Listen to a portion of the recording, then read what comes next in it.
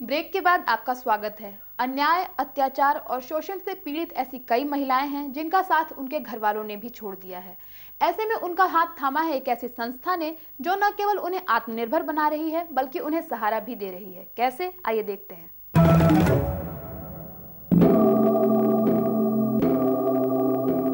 मेरे घर के नौकर ने हमको लेके भेज दिया है, 600 रुपये में भेज दिए हैं।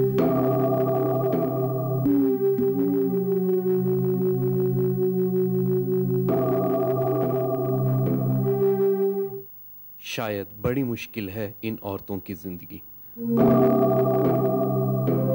लेकिन सबके साथ ऐसा हो ये जरूरी नहीं।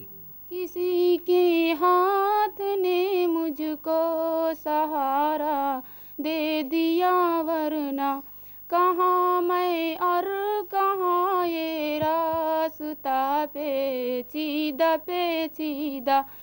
मदीने जाके हम समझे तकद्दुस किसको कहते हैं। हवा पाकीजा फजा संजीदा। पढ़ाई लिखाई और अच्छे माहौल ने इन किशोरियों की दुनिया बदल दी है। अब इनके लिए काला अक्षर भैंस बराबर नहीं है और अब ये ना सिर्फ खुद पढ़ती हैं बल्कि अपने गांव को भी साक्षर बना रही हैं। हम लड़कियों की ये सिखाते हैं कि मान लीजिए वो साफ सफाई पे ध्यान दें, अपने स्वास्थ्य के बारे में सोचें और जो जानकारी ना हो तो सामने यहीं पास में स्वास्थ्य केंद्र में जा सकती हैं।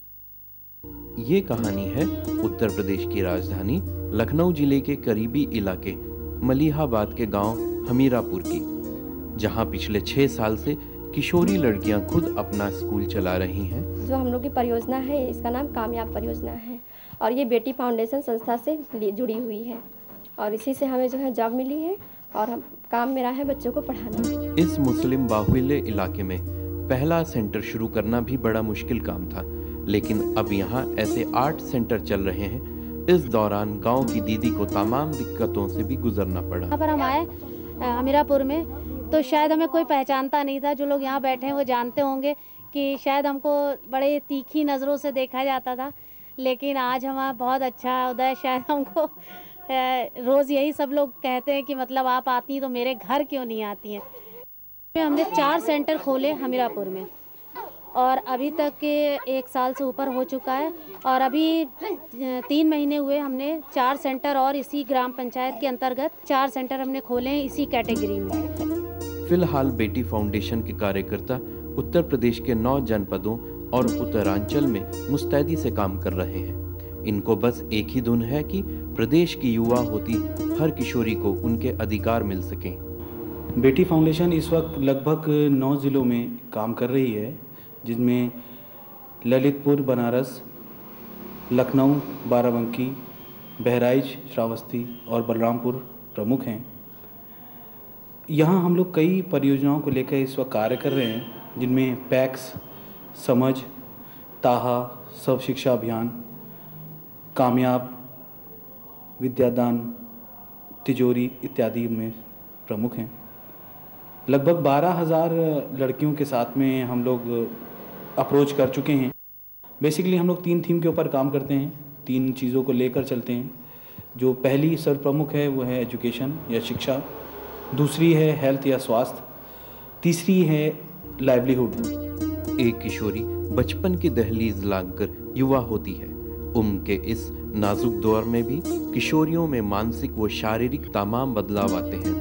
उम्र का ये पड़ाव एक खास पड़ाव होता है जो बेटी फाउंडेशन के लोग अच्छे से समझते हैं। नतीजतन किशोर बालिकाओं को पढ़ाने वाले टीचर्स को बेटी फाउंडेशन सेंटर्स पर भेजने से पहले उन्हें खुद ट्रेन करता है। शिक्षा के लिए ज़रूरी है कि उनके साथ जो काम करने वाला टीचर है वो बहुत जिम्मेदार टीचर होना चाहिए और पूरी संवेदनशीलता के साथ काम करे। इसके लिए हम उनको तैयार करें।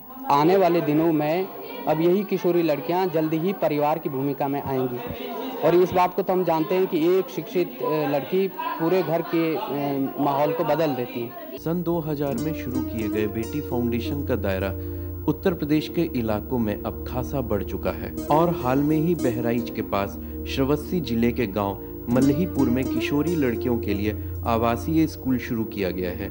बेटी फाउंडेशन द्वारा चलाए जा रहे इस आवासीय स्कूल में आसपास के गांवों की लगभग 50 लड़कियों को भर्ती किया गया है, जहां इन्हें रहने, खाने और पढ़ने की सुविधाएं मुफ्त दी जा रही हैं। हम लोग इस वक्त आवासीय विद्यालय श्रावस्ती में भी काम कर रहे हैं, जहां पर 11 से 14 आयु की लड़कियों को हमने आसपास से गांव से उनके अभिभावकों के माध्यम से इकट्ठा किया है। वहीं पर उनके रहने और खाने की और शिक्षा का भी सारा व्यवस्था की गई है।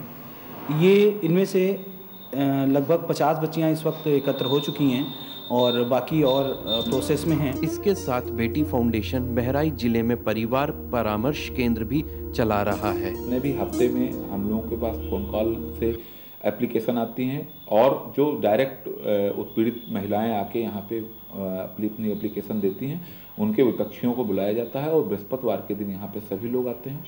उसमें हम उनकी काउंसलिंग करते हैं।